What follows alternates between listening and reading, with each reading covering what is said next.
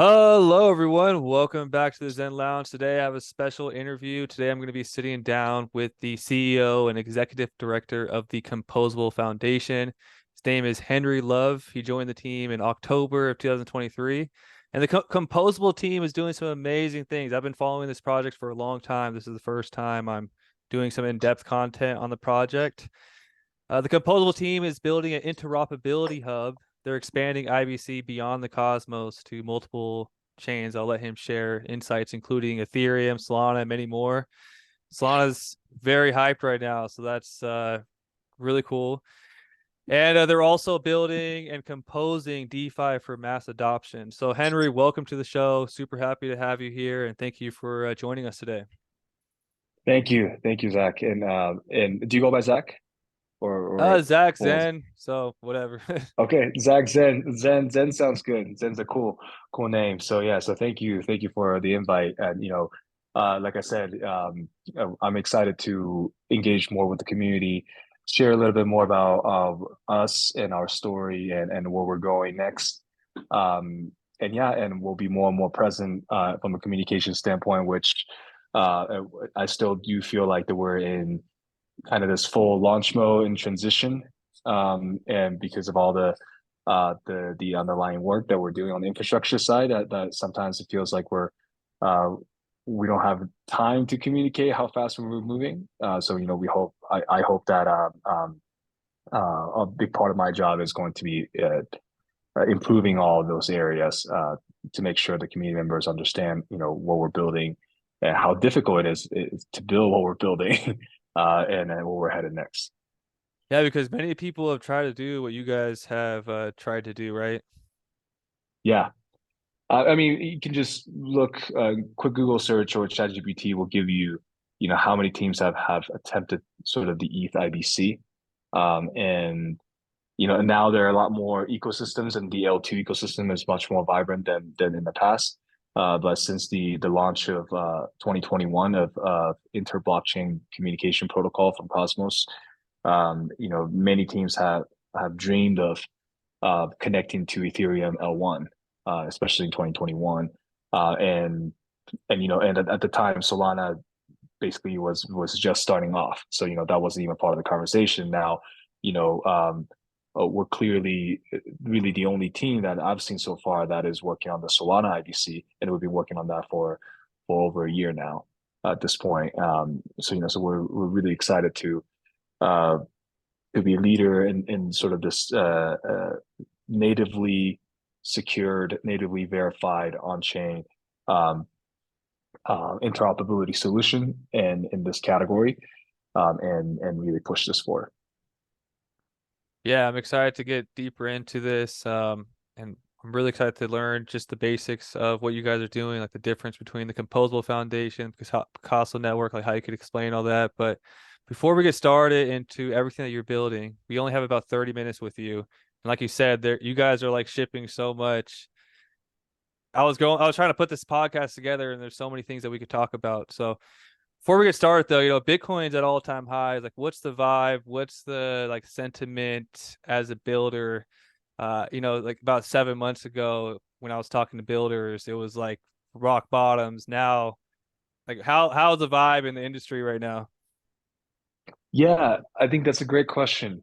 Um, I think last year was a I think for most projects was a transition year, right? Until really Q4, where a lot of the um, big projects launched, like Celestia, Mainnet, DYDX on Cosmos, specifically for the Cosmos ecosystem, and then that um, paired with the breakpoint on Solana really brought us back into this excitement that we have.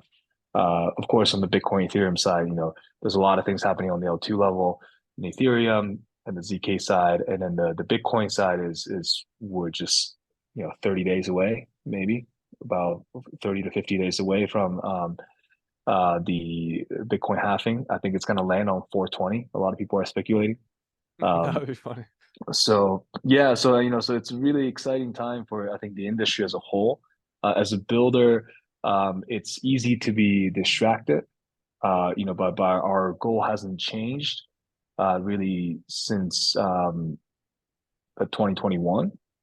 So we've been consistently pushing out content and through articles or tweets, and you can see that we've never really shifted our focus.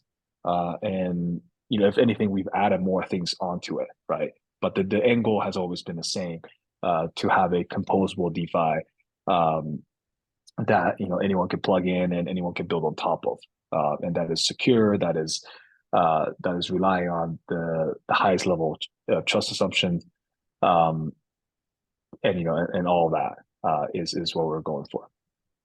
So when someone is brand new looking into their project, they see the Composable Foundation, they see the Composable Finance branch, and they see the Picasso Network.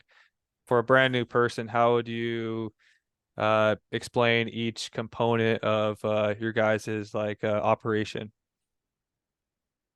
So for us, it's a composable foundation is the umbrella. So that all of what we do is underneath a composable foundation.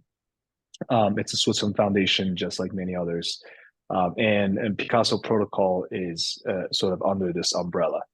And we will soon announce a second protocol as we intended since 2021. That we will be a two protocol foundation or two protocol project underneath the foundation. So part of the challenge that we have is to communicate sort of what is the relationship between Picasso and Composable Foundation, and from there we hope to do a better job of that. We hope to have both kind of in all the areas that we're marketing and communicating for sure. So the Picasso network is the interoperability hub, correct? That's what's aiming to expand IBC all over, and you have the Pika token, which lives on Polkadot and also Cosmos at the moment. Is that how it works? Yeah, so the Picasso token started on the Polkadot side, actually on the Kusama network. So hence we have a sort of two protocol approach because of it's native to the Polkadot ecosystem.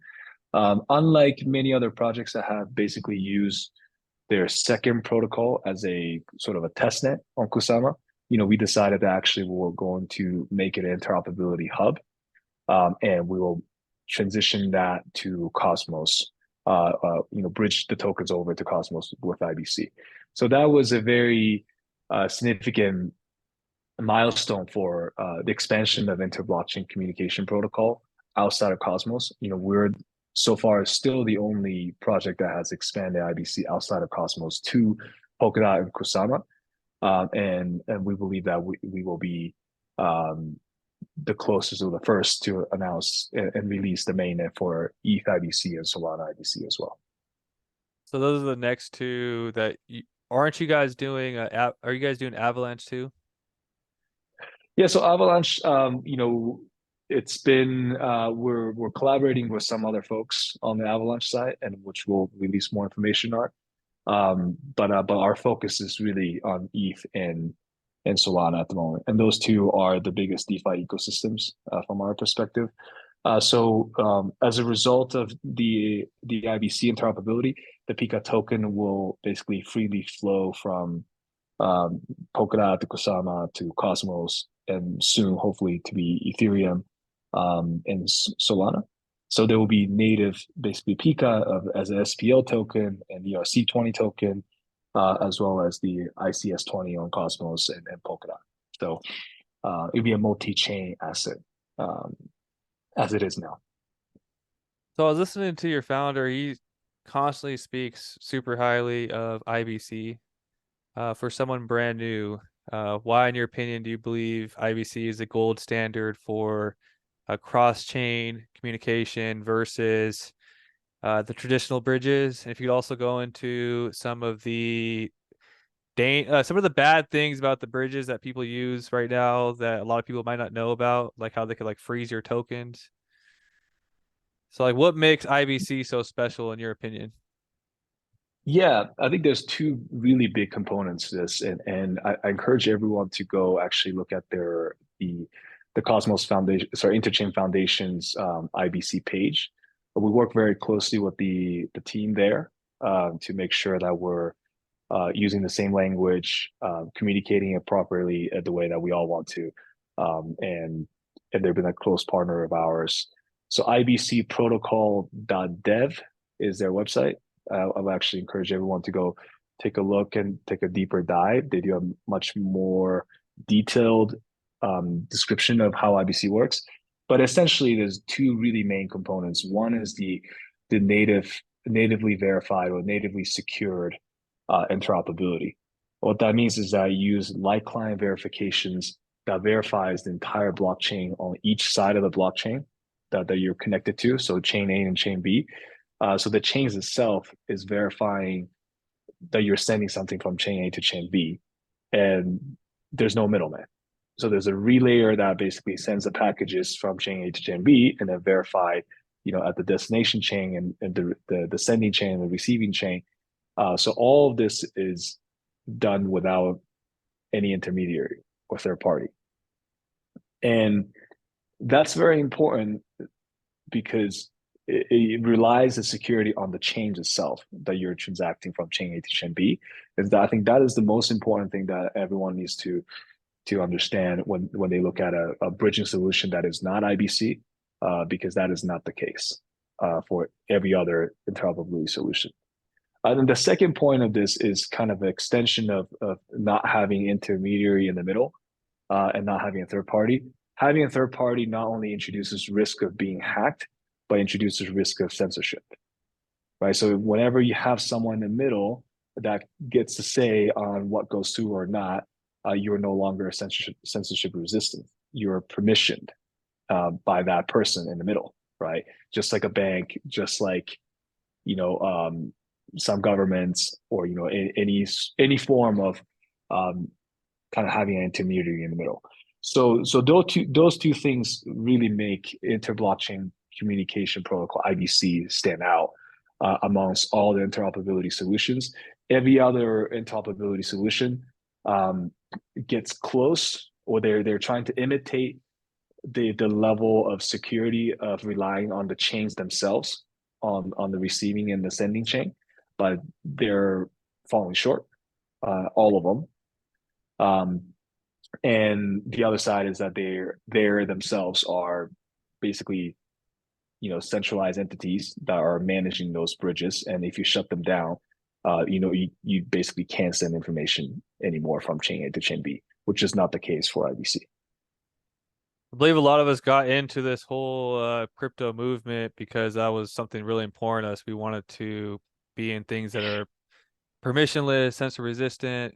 So it just makes sense that the bridges or the cross-chain communication also follows that the footsteps of like Bitcoin, Exactly. etc. So Yep. that's why I also really believe in IBC. And as soon as I found out that you guys were expanding IBC everywhere else, I just instantly bought, and I've been following you guys since. So you keep talking about, the test nets live. People can participate. We'll talk about how they could get involved later on in the episode. But the test net for Solana, the test net for Ethereum, live with IBC. Can we expect this to happen in 2024? And what else is on the roadmap for 2024? Yeah. So we're actually, we announced this publicly, but we're looking for the launch of both of these IBC connections on Ethereum and Solana within Q1 and Q2. So the specific timelines that we haven't released yet, but we're excited that we can get this done before the halving is our goal, which is 420 maybe, and we'll see. So that's our really goal, is to really complete this as soon as we can, because we understand how important it is in this market conditions to allow folks to permissionlessly and securely go across from, say, Ethereum to Solana to Cosmos. Wow.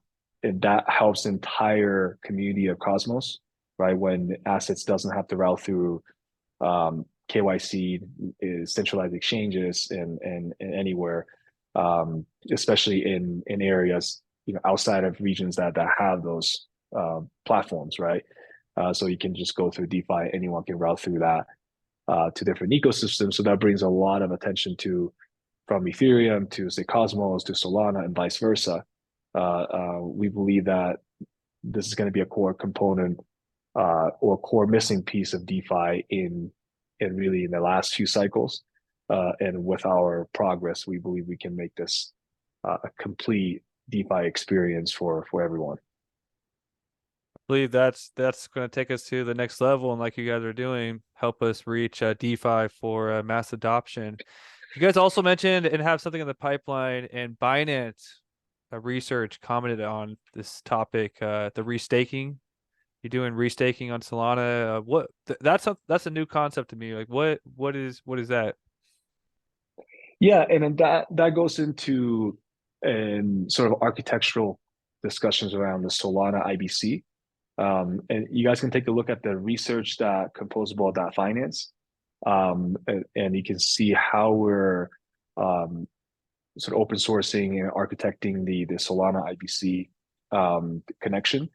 And a big part of that is the one of the hardest part about creating these IBC connections in different ecosystems is that it doesn't most of these ecosystems either don't have finality or state proof, just like Cosmos chains typically have, or it doesn't have light clients that we can leverage to verify the transactions and create that connection of IBC. So we're building a lot of these customized software, on the chains themselves, so on Ethereum, on Solana. In the Solana's case, we're basically relying on the security of Solana, but has a kind of a guest blockchain structure that requires extra security. You can think of it as a gateway that allows you to enter into Solana through IBC, and that gateway require more security that are sort of staked economic security. And we've been thinking about this for quite some time. The last really 6 months or so, we've finalized that we'll use the community's power, which is restaked SOL, to provide that economic security to secure that gateway into Solana IBC. And that pushed us into the direction of thinking hard about restaking and on Solana and what else we can do beyond just securing our Solana IBC. And now we're going to expand that, starting with Solana, to support other projects that wants to leverage the Solana community and their economic value and economic security to build their own projects, such as sequencers or oracles or a number of other things that can be built. And then we'll expand that to other ecosystems that we're expanding IBC to create basically restaking there. And this restaking will be powered by IBC, so it will be a generalized sort of restaking layer that allows folks to provide economic security and request for economic security to secure their projects. Wow. So for the Pika token specifically, can you tell us the use case and how people can utilize the Pika token? I know that you have the Picasso DEX, so people could use it for liquidity pools, but then you could also stake it. I'm personally staking on the composable side of things, so composable on the Cosmos. And I was reading in your white paper, the stakers, after a certain amount of time, I think 90 days, get a percentage of the bridge fees. Is that correct? Is there Yeah. any other utilities that I'm missing? It's pretty much that. It's as simple as that. So the Pika token is used to secure our Cosmos chain. So actually, we're doing a name change as we speak. So when we launched the Cosmos chain, it was called Composable Cosmos Chain, but in reality, that's the Picasso L1 Cosmos chain. So we're going to change everything sort of under the Picasso branding. That was kind of confusing Picasso at first for me. Yeah, because we started as Composable, and then and Composable kind of moved up to the umbrella level, just like like an Alphabet or Meta per se, and then Picasso becomes kind of the product. So we're doing some naming changes right now. So Picasso Cosmos app chain, Picasso L1 will be the Cosmos app chain. And you will basically secure the Picasso app chain through staking, just like any proof of stake. Um, and you will earn rewards based on that for securing our network. And you will earn 20% of the IBC bridging fees for all the connections that we made. That includes Polkadot, Kusama, and in the future Solana and Ethereum as well. So that's kind of the main use cases for the Pika token is to secure the network and and by securing the network, they benefit from accruing basically staking rewards from the IBC. Yeah, that's a pretty cool concept that it's almost in a way generating some real yield through the IBC bridge transfer fees. Would you Yep. agree? Yeah. Yeah, That's kind of like going to be that's what we're I think hoping that's for. going to be what a narrative in sometime in this bull run is change that actually like create real revenue. Right. So how can people stay connected with the project? You have Twitter, Discords. Where would you recommend people go to stay up to date with all your information?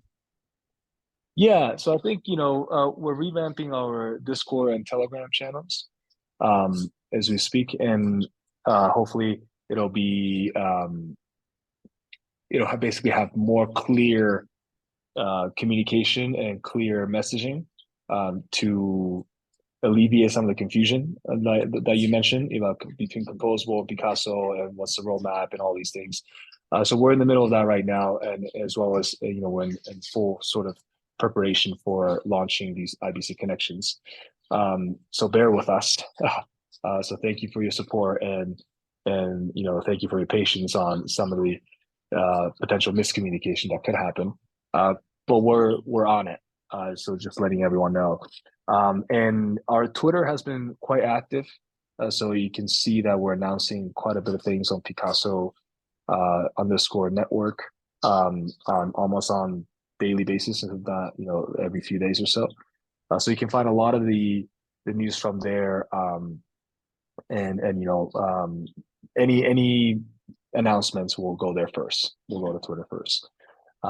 So from there, my Twitter is Henry Love Zero, the number, and you can find me pretty easily. I haven't seen another Henry Love out there.